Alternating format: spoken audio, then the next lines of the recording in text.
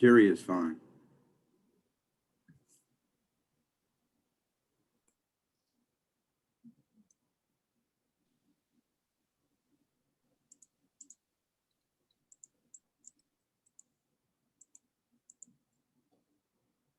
Okay, we'll go ahead and get started. Good morning, everybody, and welcome to the School of Business Office of Career Services Professional Quest event, and this is our Government and Government Contracting panel. My name is Carrie Willigan. I'm the Assistant Dean for Career Services, and I'm delighted to welcome you to our first event for the spring semester, and that's my grandfather clock banging in the background. To announce the panel. We have 6 wonderful panelists who are here to share their experiences and answer questions about their careers in government and government contracting. I'm also really excited to announce that we have a new sponsor for the entire spring series. I'd like to thank the Fairfax County Economic Development Authority, or FCEDA, for their generous sponsorship and support.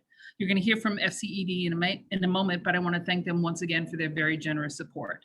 For our event this morning, our faculty moderator will be Professor Putnik. If you have any questions for the panelists, please put them in the chat. If we run out of time, you can always email us directly at our office, and we're happy to help. Now I'm delighted to introduce Micah Kemp from the Fairfax County Economic Development Authority. Hi, good morning, everybody. Everybody can hear me okay? Cool. I think that's the number one phrase I think this year is you're on mute. So glad we got that out of the way.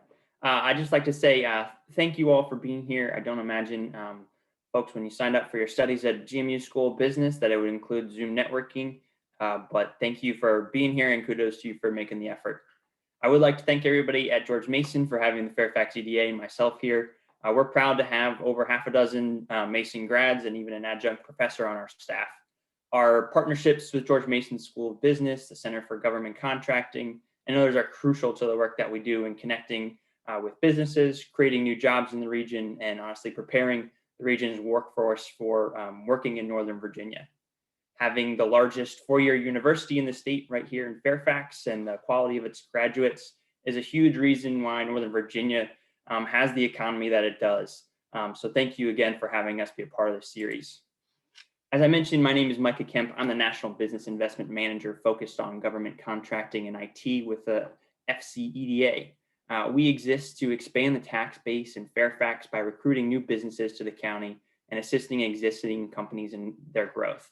Our goal is to create and retain new jobs and increase demand for professional real estate, which in turn grows the tax base of the county and allows Fairfax to provide a higher level of services for our citizens.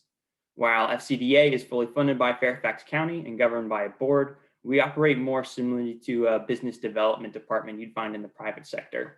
Our communications with businesses are confidential, so that those businesses feel comfortable and confident that they can share information about their growth plans, their operations, that kind of thing, without fear of it leaking out to their competitors.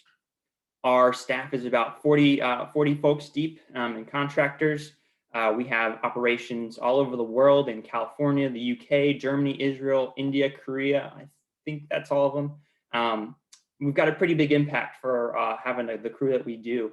In 2020, we announced the creation of over 11,000 jobs in the region and absorption, meaning lease and new construction of commercial space of over 2 million square feet. So that's even in spite of COVID, it's a pretty good year. As our executive director likes to say, those 11,000 jobs are 11,000 households that now have a primary source of income. And then we basically, a sole provider for those homes. As an organization, we meet with over 1,000 local and new companies each year.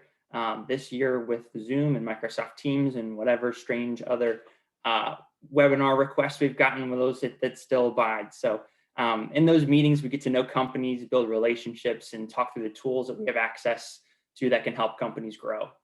Our most attractive resources that companies tend to enjoy the most are growth incentives. So those are usually a cash or some sort of rebate based off of job growth. So a company announces that they want to plan an office here and that they want to hire a certain number of people. We're able to tap into a large resource pool to help be able to fund some of those positions, be able to help offset some of the costs of hiring, and then also being able to drive talent their way is kind of our new big initiative.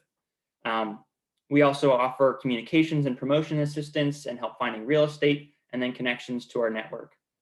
We serve as the liaison between Fairfax County, the actual county itself, and the businesses. So lots of services going around permitting, taxation, transportation, other issues. A lot of times we run into folks of, hey, so we got like a construction site going on and somebody's parking somebody's parking spot. That's when we step in and just kind of serve as a liaison there. During COVID, while we haven't been able to travel or attend networking events, which has been tough, we've made a big shift to our talent initiative, focusing on connecting job seekers with Fairfax companies. As you've probably heard in your classes, labor is the #1 driver of where firms locate, followed by closely market access, which I'll talk about in a second. But we're really, really fortunate in Fairfax and the DC metro area to have one of the most talented labor forces in the nature, which we're really, really excited that you all are going to be joining in the next couple of years. I can share from my experience making a major career move during COVID that there are just a few places in the US that have a consistently high demand for talented career seekers like yourself. And it's one of the main reasons my wife and I relocated here this fall, starting new jobs during COVID, coming from Portland, Oregon. Government contracting is an industry that really does weather economic storms. It pays well. And one of my favorite things about it is it allows you to put your time and efforts towards a greater cause. For those of you that are going to be joining our workforce soon, I'll drop a link to our Work in Northern Virginia website. I'll send that over to Caleb, where you can view job openings and sort of see who's here in the region that you might want to work for eventually. Much of the demand for skilled labor in the region comes from our largest industry, and that's what you're here to learn about today, which is government contracting. So I got a big number for you, $500 billion annually. That's how much the federal government spends on government contracts each year. They are the largest buyer of goods and services on the planet. We're very fortunate in Fairfax to have almost 6% of those federal contracts be awarded here to businesses in the county. So that's around 29 to 30 billion in contracts each year. So just for perspective, if we stacked up Fairfax with every state in the US, Fairfax would be in the top 6 or 7 states for federal contracting. So it's a huge part of our economy and a huge part of why we're successful. Our biggest reason for success in federal contracting is its location, where we are. Just like the private sector, government contracting firms locate in this area to be close to their customers. In addition to all the federal agencies in DC, Virginia and Maryland, we've got a ton here in Fairfax, from the CIA to Defense Logistics Agency, Transportation Security Administration, U.S. Fish and Wildlife Services. There's a lot. And if you want to get a better idea of those, I'll also share a link to our new fact sheet on government contracting as well. A lot of folks, when they think of federal spending and federal budgeting, they think of defense. And while that is an intelligence, and while those are really big and important aspects of the federal budget, there are also really big things along healthcare, environmental protection, data, IT, and more. Federal and state agencies need the skills that you're learning here at George Mason, from marketing and management, data analysis, procurement, you name it. But those key skill sets allow the federal government to produce the goods and services that support our country and to buy them from the private sector. I know that right now is a pretty tense time and pretty divided in terms of American politics. But it's for that very reason that we need individuals of all backgrounds and abilities to enter government contracting and civil service. While politics can often be divisive, the defense of the nation and provision of goods and services for American people is an incredibly unifying goal. And I think our panelists that I'm here will be able to talk to that a bit as well. But in the few months that I've been in this role, I've experienced a higher caliber professionalism, dedication, and expertise with federal contractors unlike anywhere I've worked before. And let me tell you, it's pretty cool to watch people who are really good at what they do or passionate about it and can work together as a high functioning team for a greater cause and doing it for something better than themselves. It's really awesome to be a part of. We feel especially fortunate here in Fairfax County to support the efforts of government contractors and the federal agencies that they support. And we hope that you all consider entering the field to help provide the systems, solutions, and services that we need as a nation. So with that, I thank you all for your time. Hope you make the most of this networking session, and I look forward to speaking more. Thank you, Micah. Hello, my name again is Jeremy Putnik. I'm a professor, an assistant professor at the School of Business and also the director of the School of Business's Minors Program Group. And just a shameless plug for one of our minors. We do have a GovCon minor. So if this line of career development interests you, please check out the career development minor. You can talk to academic advising or go to the catalog and look up School of Business minors, and there'll be GovCon. So it'll tell you all the courses that you can take and sometimes you have to take to get that minor. So with that, I would like, and before we get into the Q&A, I'd just like to ask my other panelists to say a few words of introduction about themselves and perhaps their organization. And I'll just go down my list. So if Michael S. Foster, CFO of the Defense Intelligence Agency, could give a brief introduction to themselves. Yes, I am Michael Foster. I'm currently employed by DIA, the Defense Intelligence Agency. I'm here representing the finance acquisition career field. I currently work in the office called FACTO, which is Finance Acquisition Career Development Office. I'm currently a senior, and one of the roles that I currently have in DIA, specifically for finance acquisition, is that I oversee the hiring of both external hires and the student intern program. I'm looking forward to being involved in this process, especially with George Mason University, with its proximity to the Washington, D.C. area. So I look forward to being here. Thank you. Thank you. Mr. David Cummins, Senior Vice President, Citizen Services Business Group at Serco, Inc. Hi, nice to talk with you all this morning. Serco is a company you may not have heard of, but we're a $5 billion government contractor here at my headquarters in Herndon, Virginia. And on the phone, we also have Nicole Caleri, who manages our summer internship program. Okay. Thank you very much. Mr. Scott Hine, U.S. Department of Energy. Yes, thank you, and good morning, everyone. Nice that you're joining us today. I'm very pleased to be here.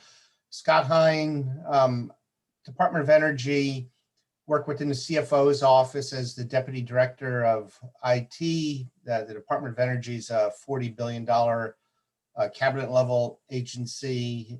Again, very pleased to be here with you to talk about any matters related to the federal government. I'm also want to put in a plug, and I'll mention this throughout when I have a chance to speak further, the president of the Business Alumni Chapter.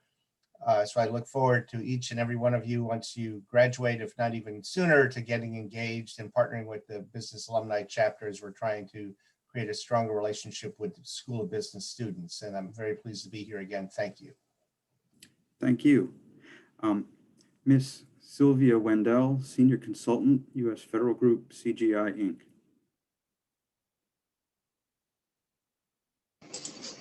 Hi, Sylvia Wendell. Thank you for having me this morning.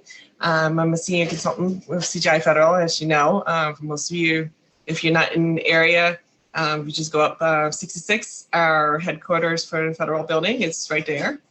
I have been with CGI Federal for almost 8 years going. I've been a government contractor for nearly 16.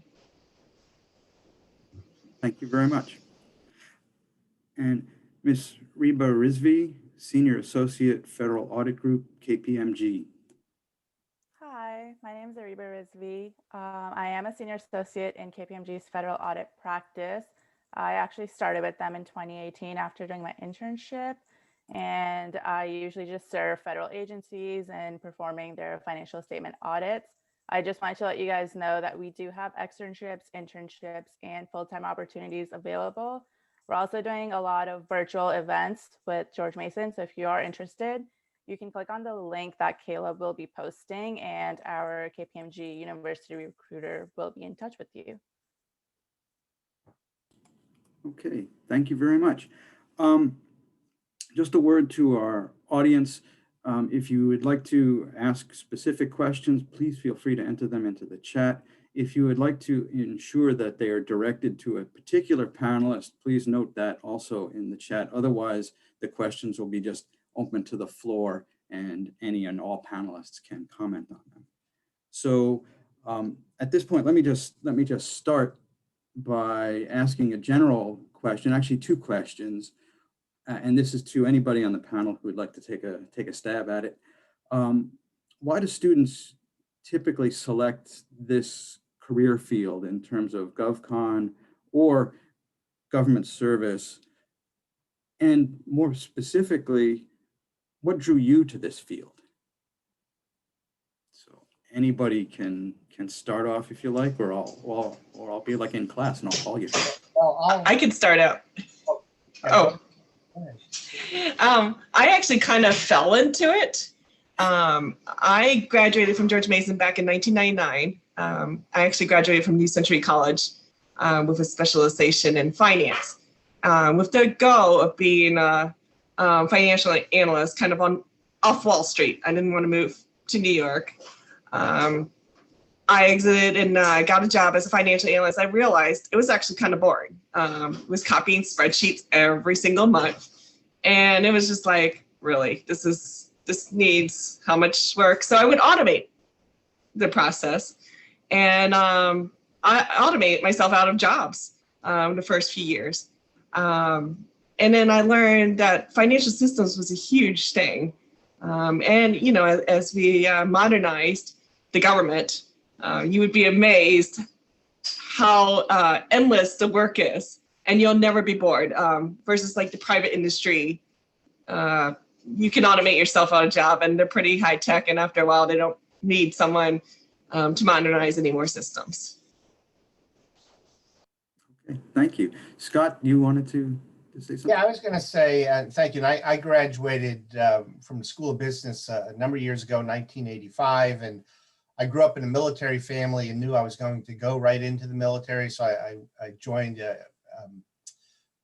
an active duty member of the United States Army and thought I'd make it a career, but it wasn't exactly what I wanted. And so I got out and worked for I picked up my top secret security clearance when I was in the Army. So I got out and worked for a Department of Defense contractor in Crystal City for a couple of years, that then had a contract with the federal government, a Navy organization, and worked my way through that to where I am today, 35 years later or so, with the Department of Energy. But I think to answer, Professor, the core question, at least to me, is, why pursue this? And for me, it always has been, and what I tell folks, either junior federal staff, contractors looking to join the federal staff, or students such as today, is I firmly believe you have a greater opportunity to make a significant impact from the federal government standpoint. I'm not saying it's not true being a contractor supporting the federal government, but there have been opportunities I've been afforded in my 35 years I would have never had as a private sector person or someone not affiliated with the government. For example, when I was in the military, I was a platoon leader of 8 to 10 young folks, and I was only 23 years old with millions of dollars of military intelligence equipment. You would have never done that as a typical 22, 23-year-old. Fast forward to a different point in my career under the first term of the Obama administration, I was responsible for $17 billion with a B, $17 billion of clean energy projects, 3,000 projects, $17 billion. That would have never happened if I didn't have this opportunity. So it's really making an impact for the American people is something that I feel very proud of, and something that is afforded to federal employees and those affiliated with the federal government. Thank you. Anybody else want to chime in before I move on? Okay. And this is also to anybody, but I'd like to ask, in your opinion, and I know it's going to vary between your specialties and your different organizations, but in your opinion, what are some classes that a student might take to position them for work either in the government sector or the government contracting sector? And I'd like to get a mix from both people inside the government as well as on the private sector contracting side. I'll start. I guess one of the classes that they didn't offer when I was at George Mason, and which I noticed that you guys offer now, is government accounting. They never were able to teach government accounting in most colleges, even in this area. It's something you learn on the job, and it's a slow and painful process sometimes. So that's been great. And then the other thing I've noticed with our college hires is that they've been taking consultant classes, which is also another thing they've never offered when we were in school. So that's great. They can walk in the door and know exactly, how to be a great consultant before they're even hired. Good feedback. Thank you. Yeah, and if I may follow on to that, I think any of the classes that may be related to project management, working around projects, even if they're not directly federal projects, whether real or notional, just having that experience is helpful. So I know each of the disciplines typically has a capstone program, and I think working through that's helpful. This semester, myself, I referenced a little bit perhaps earlier, I'm an adjunct in the Volginal School of Engineering, where I teach a capstone program, but I also teach in the School of Business. So a particular class is MIS 330 for ISOM majors, which is effectively a project management capstone type project, only one semester, unlike the year-long program within engineering. So I think anything affiliated with projects, the reality of managing cost, schedule, scope, that will go a long way. In addition to what was mentioned by Sylvia earlier, is something I think would be helpful. Thank you. Yeah, I ditto. The project management stuff is huge. Being able to work with a team and pull the best out of a team and being able to keep folks on schedule and on track is really important. Another one that I know that we're seeing is a lot of data management and IT. You don't have to be, a coder to help on a systems application project. And there's a lot of work that needs to be done at the federal, state, and local level with some of those business systems. So I think just getting your head around some of what of those projects might look like, what's some of the nomenclature, just to be able to talk intelligently about it and understand sort of the level of effort that needs to go into some of those projects, I think is pretty huge. Thank you. Reba, you were going to... Yeah, I was actually going to agree with Sylvia. I took the government accounting class, and that helped me a lot, not only later on with like my CPA exam, but also just having clients in the government, understanding, because their accounting is totally different than any of like what accounting classes taught me. So taking that class helped.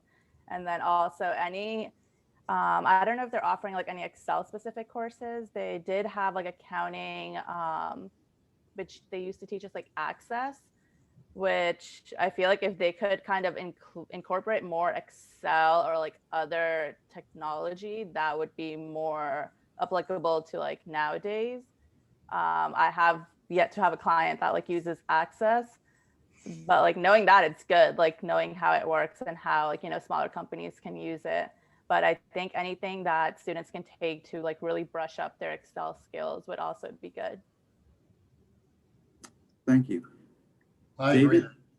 Excel is kind of table stakes. That's the only way you're going to be able to function in a government contractor. And an advanced level, I'd say, of Excel. And tagging on to what Micah said, any analytics classes that deal with kind of more regularly used analytics platforms like Tableau or Power BI, knowing how to use those would be very helpful.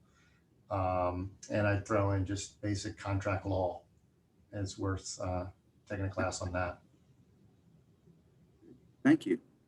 Yes, this is Michael with DIA. And just to add on that, in addition to those business classes and data analytics classes, you also want to look into classes in regards to both writing and public speaking. Those are the two areas that are really, really important, especially in the intelligence community. You'd be surprised on how many briefings that you provide, and you'd be surprised who you are briefing. So definitely public speaking and writing are very much important. As simple as sending an email could be impactful all the way to potentially briefing, a vice president. So really, really important. Great, thank you. A question from the audience. What does a project management class, because some of you mentioned project management as a course that was valuable to take. What would a what does a project management class give the student that just doing class projects doesn't? I don't know if you feel comfortable answering that.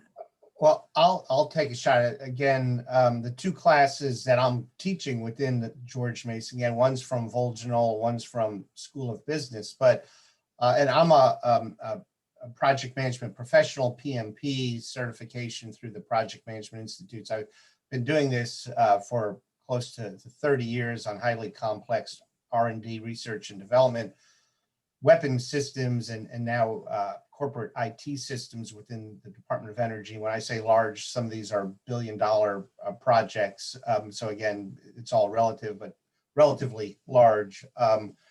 And so what I have seen firsthand, what I see in terms from an academic standpoint is having something that's more steeped in the discipline of project management, truly gets into cost, schedule, scope, how you manage that, how you manage risk, how you actually work through requirements. As Micah mentioned, a clear goal, certainly again from the engineering side, that business folks can provide support to is the business analyst function, the BA function, which is to work with customers, look at requirements, help to translate requirements into something that could be considered measurable from a cost and schedule and scope standpoint. So I've not been able to pick up where you get into that depth of detail and understanding of the essence of the discipline of project management purely from working on projects throughout one's academic career. Okay, great. Thank you. Does anybody else want to chime in on that? If not, if we go beyond classes, because we've talked about individual classes, in your opinion, what would be a good major field? Clearly business major is great, but what would be a good major field that a student might consider if they're interested in, and I'm being specific here, in managing or running ultimately a government contracting company or a company that does a lot of government contracting? What do you see as a good starting point? David, please. We have a lot of engineers in our executive ranks. I had a political science economics background, but also quite a few business majors as well. So it's a good, it's you know, we come from all spectrum. Very few of us were Ivy Leaguers. We are generally kind of solve the earth type folks that have just risen up through government contracting. So it really is, I would say, find something you're passionate about as a major for certain, but don't shy away from those hard courses, hard economics courses or statistics courses or what have you, because they really will prepare you. Okay, thank you. Sylvia or Reba, would you like to venture a major?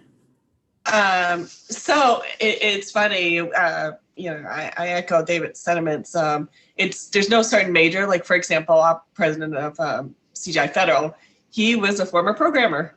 He joked around. He started out at a contract way back when, programming a payroll system. So everybody has their own paths, and we hire a lot of folks that have information systems majors, business majors, and we have a lot of technical majors, of course, for our technical side of the house. Thank you.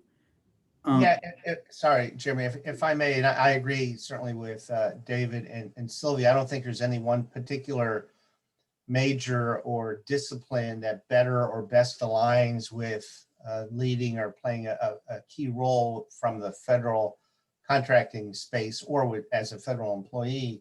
But I do think what's helpful, which balances out, and maybe we'll get to that, is the experiences in which a person brings to the table in addition to their academics, as well as their traits. And I think what we look for are leaders, and we look for problem solvers, and we look for people that have initiative. And whether you're an accounting major or a marketing major, an ISOM major or a management major, it doesn't matter to me. But if you're a hard worker, you have experience showing as such that, and that you're a leader and a problem solver and a team player, we can make that work and we can build a leadership team around you. Great, thank you. That's a great segue to my next question. Beyond the academics, whether it's the courses or the major, what are the skills and or traits, as you say, that are critical to students who are looking to a career in this field? I could start off again. I had 2 summer interns work for me last year. It was my first experience directly managing summer interns for a number of years. And it was a lot of fun, but I had 100 candidates for each position.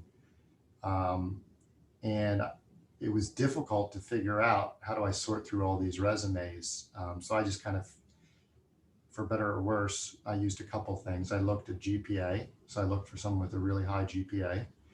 I looked for someone that had demonstrated leadership, and whether that be over a club, on a sports team. As it turned out, both interns were athletes as well. But demonstrated leadership is pretty critical, and that comes out in your resume. And please keep your resume to 1 page. I had a 1-page resume coming out of business school with many years experience. So you all definitely should keep your resume to 1 page. Good, thank you. Michael, do you have anything to add to this? Sure do. From the intelligence perspective, I definitely recommend teamwork, problem solving, communication, flexibility. Those are all very, very important. One of the things that you have to understand coming from DIA perspective is that we look for what we call a DIA officer.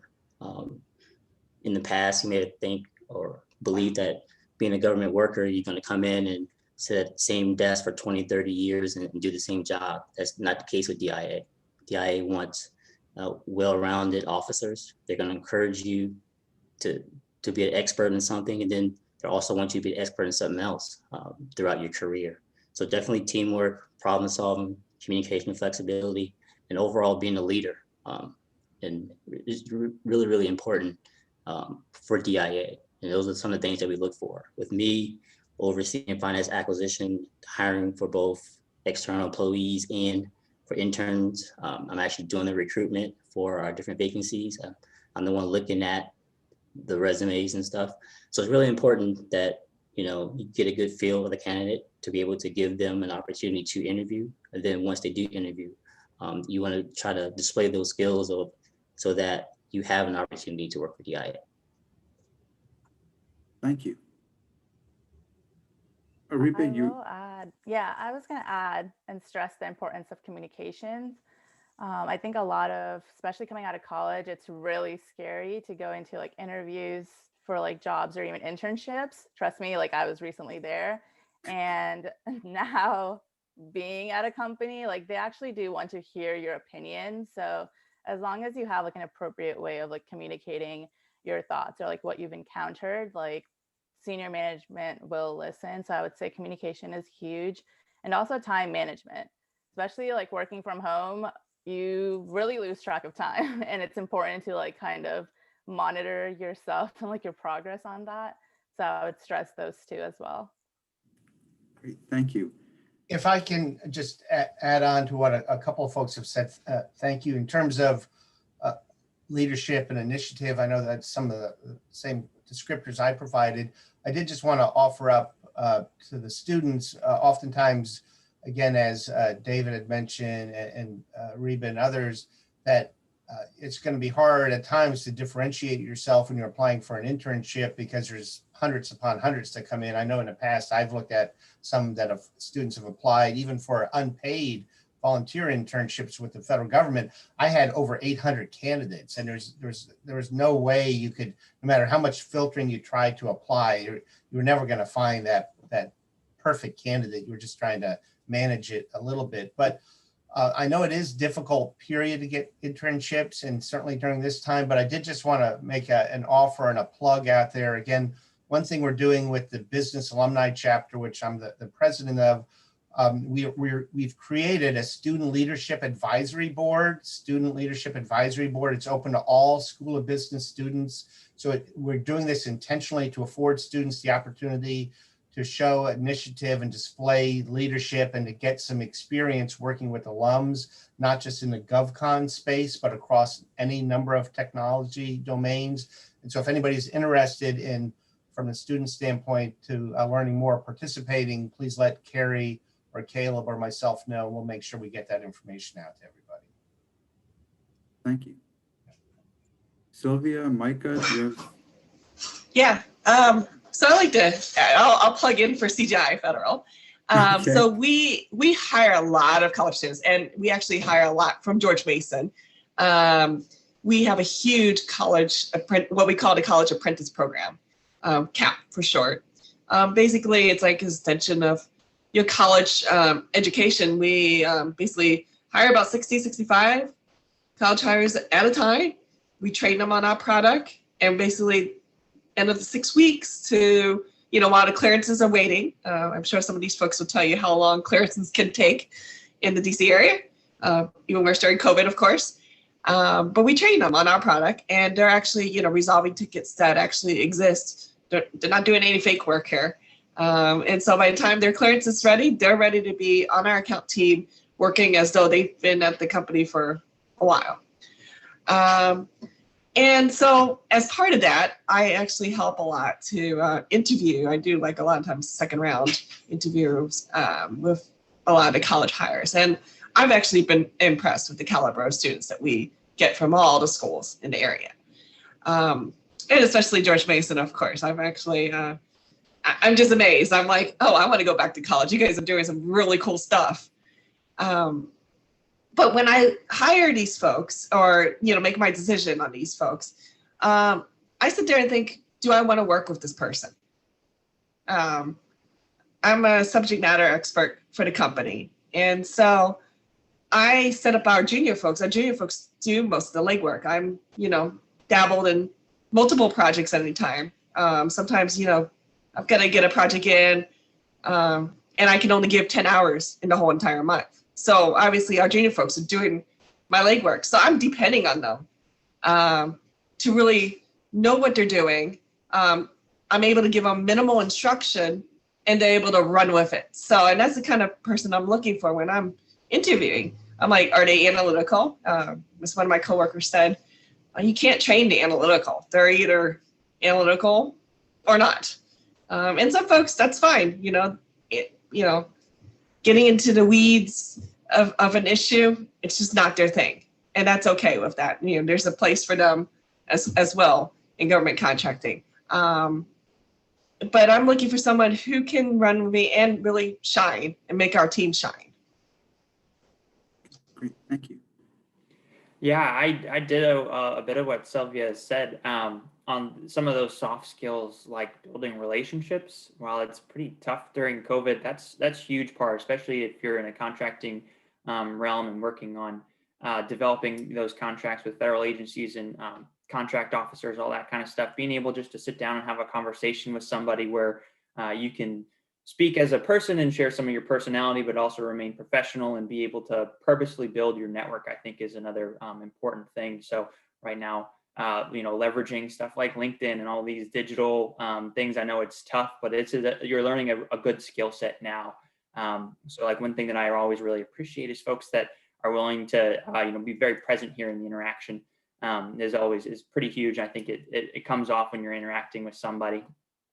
So I'd say purposeful relationship building, and then just also being a good teammate, having something to add to the table, being willing to step forward and lead when it's needed, and then being able to step back and listen and look for your opportunity to shine. I think that's a great thing to know and learn. Great, thank you very much. It's an interesting mix of soft and hard skills. To switch gears a little bit, actually to switch gears a lot. A question, and it's actually a timely question. as we know, we've come through a tumultuous period in U.S. politics, and we're also going through a transfer or a transition of administration. So the question is, how does what's happening in the larger political arena and in government directly affect a person working in the GovCon sector? Or does it affect them? I'll take a shot. We're going through that a little bit right now. As federal employees, we go through a transition of leadership, political leadership, and we have new folks coming in. So just trying to understand who's who, brief everyone that needs to be briefed. Our contractors, again, in my role as a deputy director of our corporate IT systems that support 10,000 federal employees and a $40 billion budget, we have 135 contractors across several different contracts providing direct IT support to us, and there's no direct impact on them. The contracts are in place, and they're agnostic to who's in office. It doesn't matter, they'll continue on.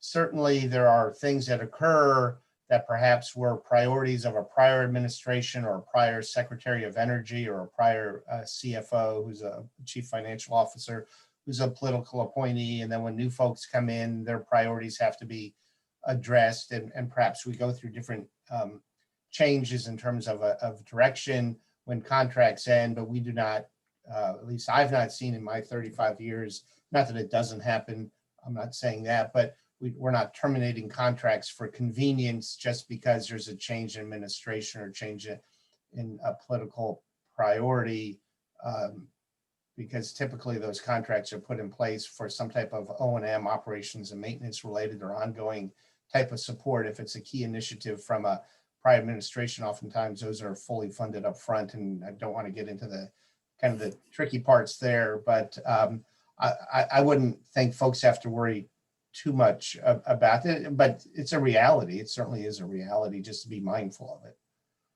Okay. Thank you. Anyone else? Yeah, I agree with Scott. I mean, over the 16 years, obviously, we've had both political parties in office, and really, because we're in O&M and the financial system has to be up regardless.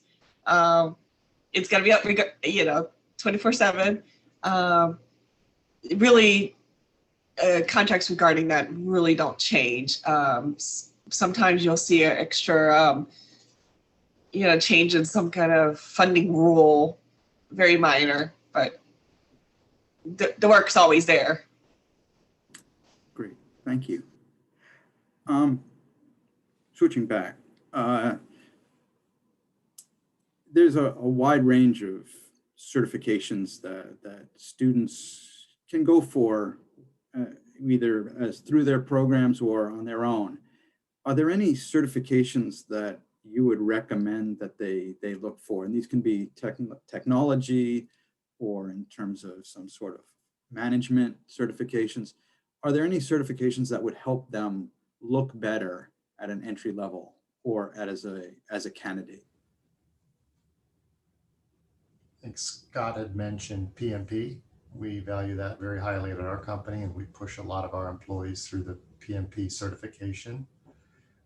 We also do the same with operational excellence, Six Sigma. I've got a yellow belt myself, for example. So having a yellow belt and a PMP is pretty valuable on a resume. Yeah, and if I may just follow on to what David mentioned, I know, and of course, I mentioned certainly the PMPs. And one thing I know it's difficult for students is that they don't have the years of experience to go through the application process, typically right out of college to get the PMP. But PMI, the Project Management Institute, actually has a certification called the Certified Associate Project Manager, CAPM, and it's intended and it's framed around students and those individuals that do not have experience. So to me, that's a good step, is to look at that. It's a very detailed 250 or so question exam. The test costs a couple $100. I would look for that. And then certainly, as David mentioned, as individuals gain more experience working towards their PMP or having a desire to do so would be helpful. Great, thank you. I know my wife has been working on her PMP on and off for quite a long time.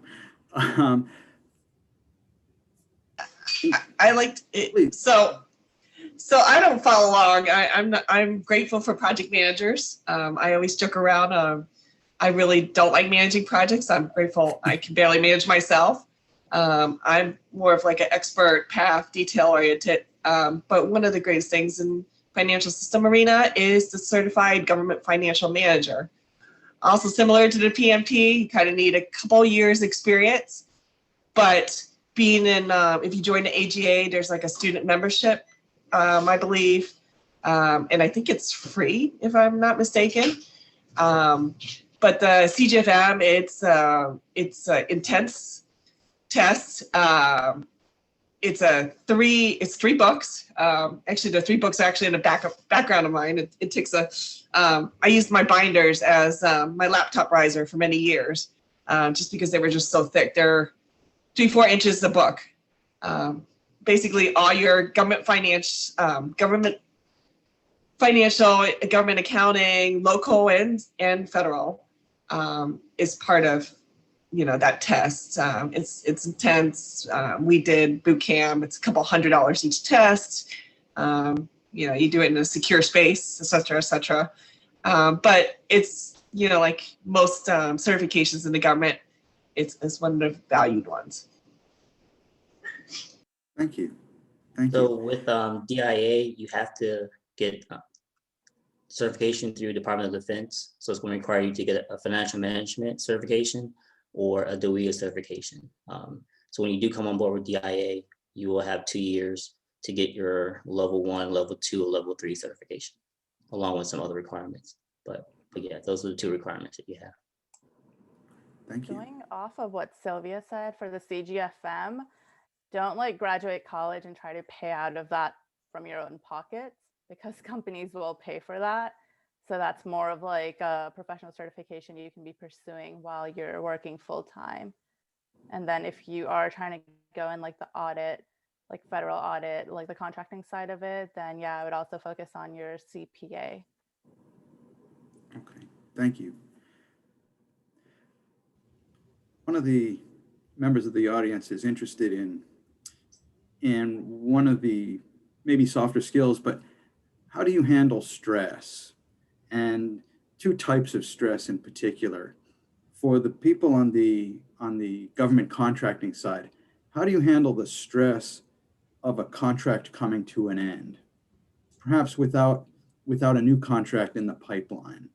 And the other one is, and this could be for either, how do you handle the stress of dealing with or holding secret or top secret information as relates to your job?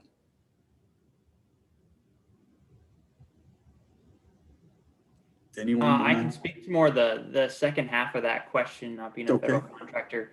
But working in economic development, we work on some pretty big announcements that some companies are spending billions of dollars on key investments that you have to, is coming, and you have to be quiet about it, and you have to work on a confidential basis.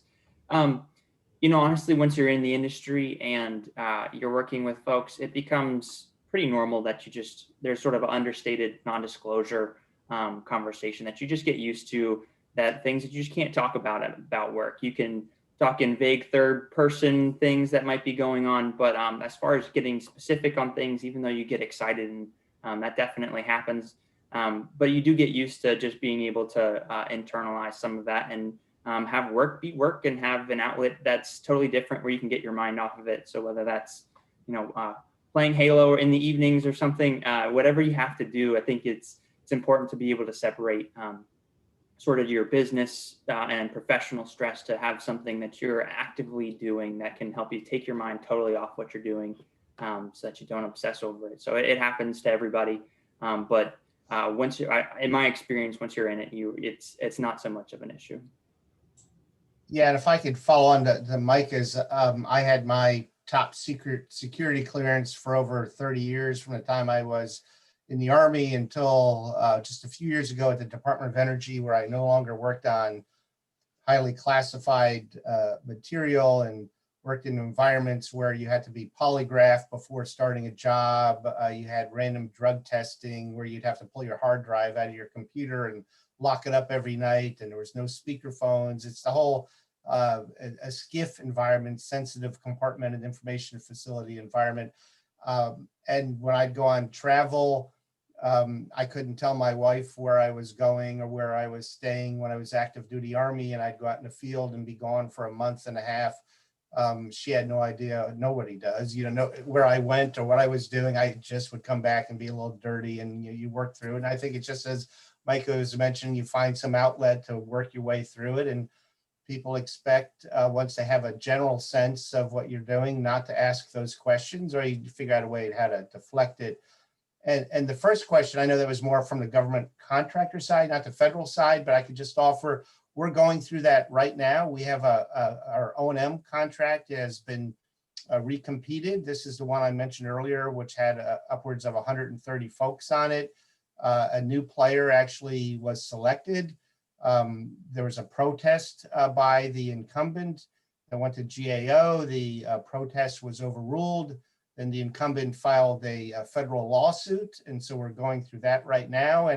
And then what was worked out is, and we have a meeting actually Thursday of this week where we're having a transition meeting with the incoming team, but they can't really start any work, but we're starting to talk to them. And the current team, the incumbent, is in place until early May or until such time that their lawsuit is resolved to their favor. And all we're doing from the federal side is, and maybe a little bit of what Sylvia or others, I mean, I'm responsible for getting the job done as a very senior person in the government. Again, it doesn't really matter as much to me who's doing it, but there are real issues in a transition, not just the outgoing team, because they're looking for jobs potentially, but even though oftentimes the incoming team will hire those folks and bring them over, but there's a change in corporate culture, change in benefits, and change in salary. There's a lot that goes along with that.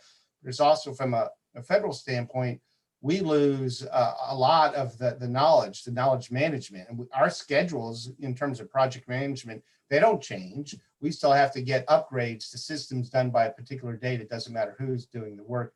So there's a lot there to unpack, and all you have to do is just work at it. Thank you. And this is for all of you, actually. I'd just like to ask, what do you find most rewarding about your career, aside from the financial rewards? So what about what you do makes you get up in the morning? And I'll jump in. Please. Well, basically, I'm doing what I love best with what I'm best at. I love digging into issues and problems and coming up with creative solutions for our clients. So I get to do that on a daily basis, and I see a lot of issues, which is I think most people were like, really, that's what you want to do. But I see a variety of our clients. They have a variety of different flavors of issues. It could be a same subsystem, but client A is using it this way, and client B wants to do it slightly different this way with their business process. And I get to be in the middle and just kind of listen to their issues and try to find the best solution for them. Thank you. Michael, David, somebody? Sure, I'll jump in here. So for me, obviously it's the mission. I've been a career intelligence person with a background in operations, being in finance acquisition for the last year. I really understand the importance of impact. In my career, I went from being able to be in the field and doing the mission to now overseeing the mission. I'm more impactful in regards to the amount of resources. I'm more impactful in regards to the manpower that I oversee to do the mission. So for me, is definitely mission. I realize that I have a trust with the American people, our government, and I hold that with high regard. That's why I work as hard as I do. That's why I've been successful.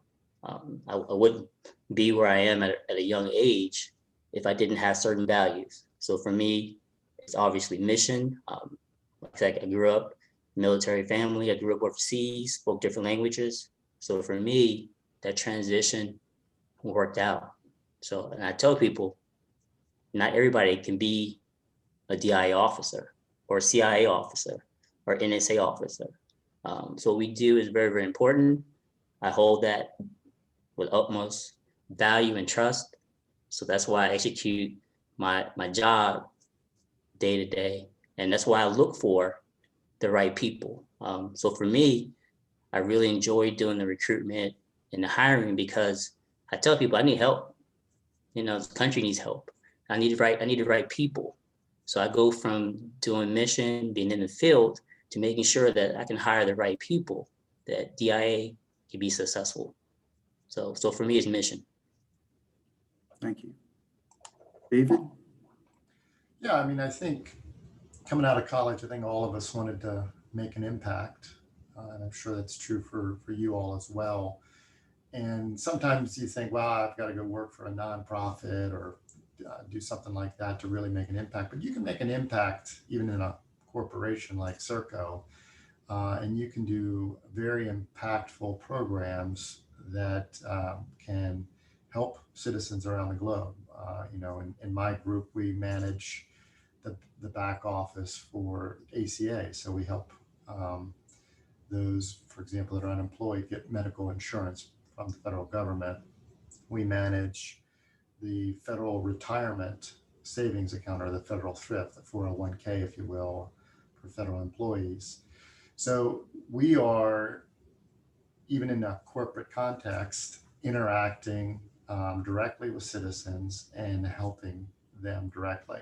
And so I guess I would encourage you not to narrow your focus to an organization that clearly has a change the world kind of attitude. We're all of us are trying to change the world, make it a better place, and you can, whether you're working for a for-profit or nonprofit, for the government, wherever. Thank you. Ariba? For me, it's actually when I get to see like the final audit report, because it's, as I mentioned before, I work with federal agencies, and I mean, for a long time, the government wasn't really, and still, like, to an extent, some of them are not necessarily like following, or just don't have like the resources to properly account for certain things. And I think as a taxpayer, that is something that like all citizens should be somewhat concerned about. So for me, it's actually seeing like that final audit report and like knowing like, okay, like all the work that I did, or like the follow-ups and the meetings with the client kind of like led to this opinion. So it's really just about the final outcome for me. Thank you. Scott? No, I think it's the same as Michael and Sylvia and Ariba and David. It's for me, it's making an impact regardless of what your platform is, but making an impact. Certainly, compensation is something students look at, but I would just caution them that compensation isn't the holy grail here. I mean, it's part of it. You need to be funded, but I think it's actually following your passion, trying to find a way to make an impact, find a career trajectory and a career path that aligns with who you are and where you want to be at some point in the future. It probably won't be the same employer, but making an impact along the way. And that, to me, compensation and benefits and recognition, that type of thing will come over time. Thank you. And Micah, bring us home. So I was a school of business at JMU.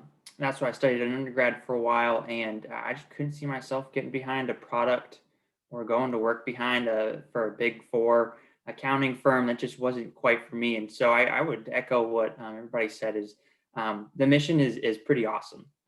When you get involved with a team of people that are passionate and they're really smart and they're good at what they do, it lifts you up to their level. I mean, it's hard to see folks that are really going after something and not get excited about those projects.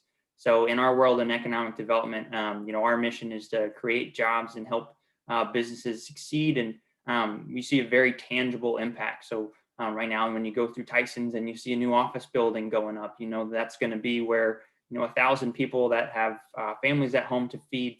That's what our goal is at Fairfax County Economic Development Authority. But I would say, honestly, a big part of it is joining a team of folks that are really passionate about what they do. They're working towards something together, and being part of that, you can't help but get caught up sometimes. So find something that you're interested in, take a swing at it, and once you're in a team, you'll figure out what you like, what you don't like.